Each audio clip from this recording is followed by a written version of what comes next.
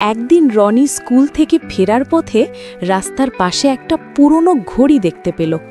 ঘড়িটা এত পুরনো যে মনে হচ্ছিল 100 বছর আগে কেউ ফেলে গেছে। কৌতূহলবশত সে ঘড়িটা হাতে নিল, আর ঠিক তখনই ঘড়ির কাঁটা উল্টো ঘুরে গেল। রনি ভয় পেয়ে গেল। হঠাৎ দেখল চারপাশের মানুষগুলো উল্টো হাঁটছে, দোকানের শাটার বন্ধ হচ্ছে উল্টোভাবে, এমনকি তার বন্ধুরা উল্টো কথা বলছে। রনি বুঝল সে সময়ের পেছনে চলে গেছে। সে তাড়াতাড়ি ঘড়িটা আবার ঘোরালো সামনের দিকে, আর চোখ খুলে দেখে সে নিজের ঘরে, কিন্তু টেবিলে এখন এক গাদা চকলেট, আইসক্রিম আর খেলনা। ঘড়িটা আসলে ইচ্ছে পূরণের ঘড়ি। রনি খুশিতে চেঁচিয়ে উঠল, আজ থেকে আমি যা চাই সময় তা এনে দেবে। কিন্তু সে জানত না প্রতিবার ইচ্ছে পূরণের সময়ের 1 মিনিট কমে যাচ্ছে।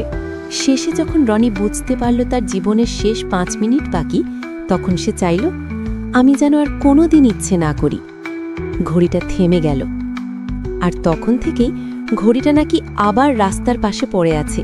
কার অপেক্ষায় কে জানে। বন্ধুরা, তোমরা চ্যানেলটা সাবস্ক্রাইব করো, তোমাদের জন্য আরও সুন্দর সুন্দর ভিডিও নিয়ে আসব।